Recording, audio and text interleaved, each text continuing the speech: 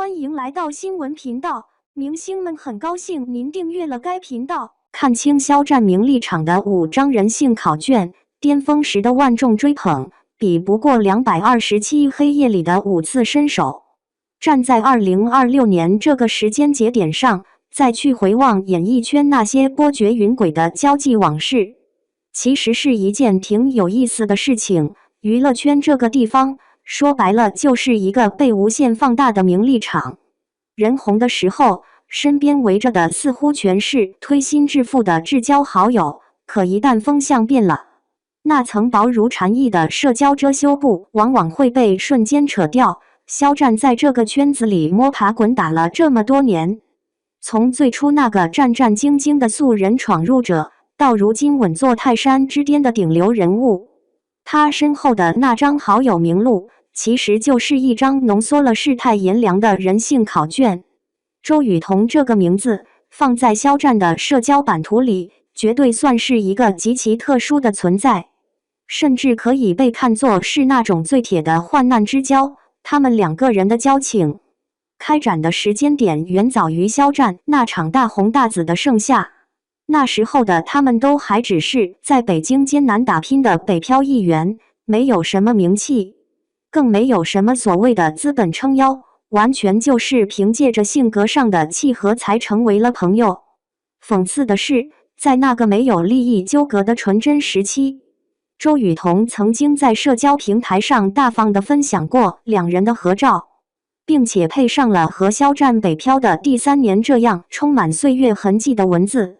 他陪伴着这个少年度过了最艰难、最灰暗的那几年，这种不掺杂任何工作关系，纯粹源于微末之时的友谊，在如今这个充满算计的2026年看来，简直就像是沙漠里的清泉一样稀缺。提起李沁，很多人会把他定义为肖战事业路上的重要伙伴，或者是那种交情匪浅的老友。两人的缘分不仅体现在《狼殿下》和《诛仙》这2部作品的合作当中，更在于那种在事业低谷期互相扶持的义气。据说当年肖战之所以能够去参加《陈情令》的试镜，其中就离不开李沁的极力推荐，这才让那个惊艳了岁月的魏无羡得以实现。他们在生活里其实是非常合拍的朋友，私底下甚至是以姐弟相称。李沁对肖战的那种照顾，并不是那种为了流量而刻意开展的营销行为，而是在看透了圈内竞争残酷之后，依然愿意伸出援手的一份温情。这种从事业伙伴升华为生活密友的关系，把那种演艺圈罕见的赤诚展现得淋漓尽致。如果说李沁是事业上的领路人，那么杨紫则是在那场漫长黑夜里唯一愿意为肖战点燃火把的战友。那段发生在2年前的所谓227事件，其实就是一块巨大的试金石，瞬间就把那些虚情假意的关系全部给过滤掉了。在那个肖战被全网抵制，所有人唯恐避之不及的极端时刻，杨紫竟然能在公共平台上公开为他点赞，这在当时那种舆论环境下，简直是需要冒着巨大的事业风险。他不仅私下里去喝肖战代言的奶茶，甚至还佩戴着象征肖战粉丝符号的兔子耳坠，在星光大赏的舞台上，杨紫在下台前那句轻声却坚定的加油，不仅给了肖战继续走下去的勇气，也让大众看到了什么是真正的患难见真情。这种不顾利害关系，只为心中公益和友情的举动，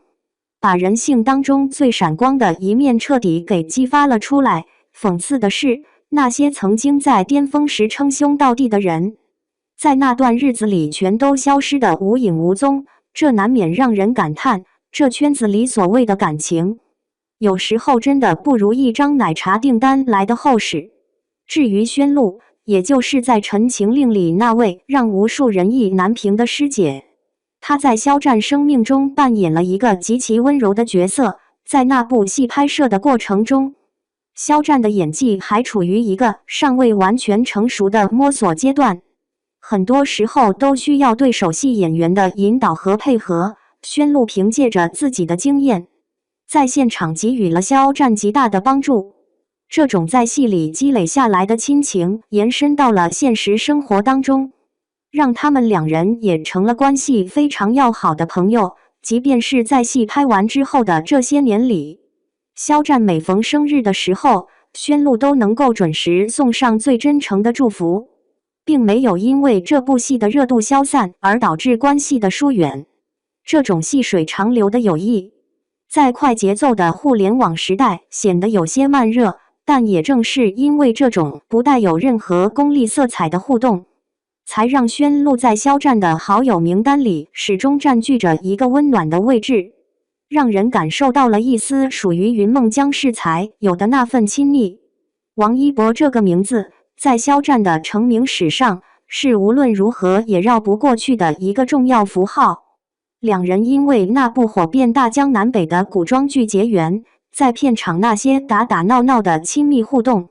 甚至被粉丝们脑补出了无数的剧情，成为了后来火爆全网的社交标签。在那段日子里，两人的关系确实是非常要好的。王一博甚至会在肖战生日的时候，特意守护在0点送上第一份祝福。那种少年人之间纯粹的胜负欲和对表演的探索，让他们在那个夏天成了最默契的搭档。可惜的是，随着两人名气的不断攀升，背后的资本博弈和粉丝层面的过度解读，让他们不得不为了所谓的避嫌而减少了明面上的所有互动。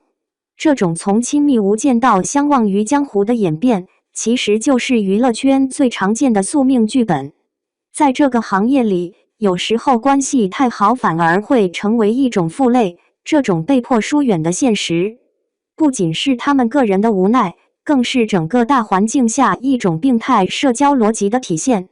看完这些名单，再对比一下那些在肖战爆火后才蜂拥而至的所谓密友，你就能发现这其中的玄机。当一个人站在高处的时候，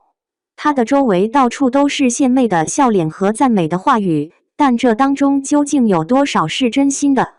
又有多少是为了蹭那一点可怜的流量？其实肖战心里比谁都清楚，那些在他北漂时陪他吃路边摊的人，在他被网暴时敢于公开站队的人，才是真正看透了他灵魂底色的知己。至于那些在红毯上为了拍照而临时凑过来的陌生人，说白了也不过是这繁华名利场里的一抹背景板。这其实也反映出了一个深刻的社会痛点，那就是在当下这个被数据和算法包裹的时代，真正的友谊正在变得越来越昂贵。我们每个人都在社交软件里拥有几千个好友，但真正能够在你跌落谷底时伸手拉你一把的人，恐怕5个指头就能数得过来。我们常常会去讨论这些明星之间谁和谁是真好，谁和谁又是在演戏。其实这就是在剖析人性最深处的那个脓疮。在利益面前，所谓的义气往往是第一个被牺牲的祭品。肖战能够在这成名的漫长长跑中守住这几个还算真心实意的朋友，已经算是极大的幸运了。讽刺的是，有些粉丝为了维护自己偶像的纯粹性，往往会去攻击这些真实存在的好友，试图把偶像打造成一个孤独的神明。这种行为其实是在剥夺偶像作为一个人的基本权利，把活生生的人变成了一个冰冷的商业符号。纵观这几位好友的背景和经历，你会发现他们都有一个共同的特性，那就是在肖战尚未成为金身不坏的战神之前，就已经交付了真心。周雨彤的陪伴是基于平凡岁月的共鸣，李沁的提携是基于才华的认可，杨紫的支持是基于道义的担当，宣璐的关怀是基于合作的默契。这些关系共同构成了一道坚固的心理防线，让肖战在被舆论围剿、被流量裹挟的那些日夜里，不至于彻底对这个世界感到绝望。而那些被大众反复咀嚼的、充满了工业糖精味道的炒作关系，终究会在时间的洗礼下露出原本那副苍白的嘴脸。最后只剩下一地鸡毛。现在的演艺圈，大家似乎都习惯了用合同来约束关系，用热搜来维持热度。真正的朋友反而要躲进下水道里，才能获得片刻的喘息。这种为了生存而开展的伪装工作，其实是每一个流量明星的必修课。但也正因为有了这些条条框框的束缚，那些偶尔流露出来的不合时宜的真情实感，才显得格外动人。肖战的这5位好友，就像是5个不同的坐标轴，勾勒出了他这10年从泥泞到巅峰的全部路径。这里面有苦涩，有甘甜，更有那种看透了世事沧桑后的无奈妥协。等到再过10年，当2026年也成为了别人口中的当年，我们再回过头来看看这张名单，或许会有新的感悟。那时候的肖战可能已经不再是热搜上的常客，那些疯狂的尖叫声也终将归于平静。那时候还能留在他身边喝杯茶的人，大概就是这几位曾经在风雨中撑过伞的真朋友。名利场里的繁华，说到底就是一场盛大的幻觉，所有的人声鼎沸最终都会散场，只有那些刻在骨子里的，经历过生死考验的情分，才能在那片荒芜的记忆里长出一棵常青的树来。这种宿命感极强的社交规律，其实不只是针对演艺圈，放之四海而皆准。我们穷极一生去追求那些虚无缥缈的认可，到头来才发现，最珍贵的财富其实就藏在那些最不起眼的，甚至有些寒酸的往日岁月里。肖战的幸运并不在于他拥有了多少粉丝，也不在于他拿到了多少代言，而是在于他在那段最艰难的北漂时光里遇见了周雨彤，在那场近乎毁灭的舆论风暴里遇见了杨紫。如果没有这些真实的人性支撑，他可能早就被这个冷酷的名利机器给搅碎了。所以说，人活这一辈子，其实就是在开展一场大型的筛选实验。那些能在你最落魄的时候，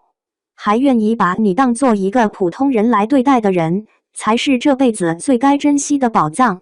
这种朴素的道理，在这个喧嚣的时代里，却往往需要经历最惨烈的代价才能让人明白。